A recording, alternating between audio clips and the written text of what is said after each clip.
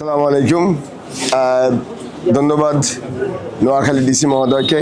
আলহামদুলিল্লাহ আমাদের আজকে নোয়াখালীকে যে আমার যে নমিনেশন এটাকে বৈধ ঘোষণা করা হয়েছে।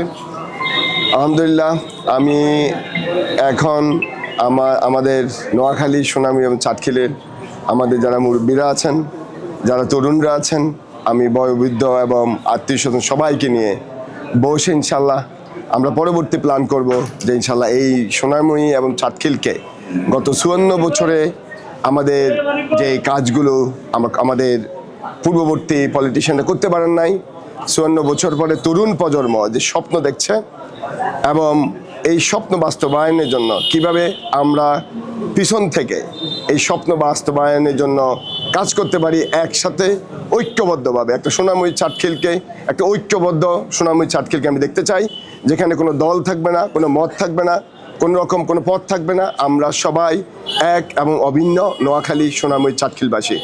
এভাবে আমরা আমাদের কাজগুলো নিয়ে যেতে চাই এবং ইনশাল্লাহ এটা যদি করতে পারি সফলতা আমাদের দৌড় প্রান্তে ইনশাল্লাহ চলে আসবে। ধন্যবাদ আপনাদেরকে। আসসালামু আলাইকুম।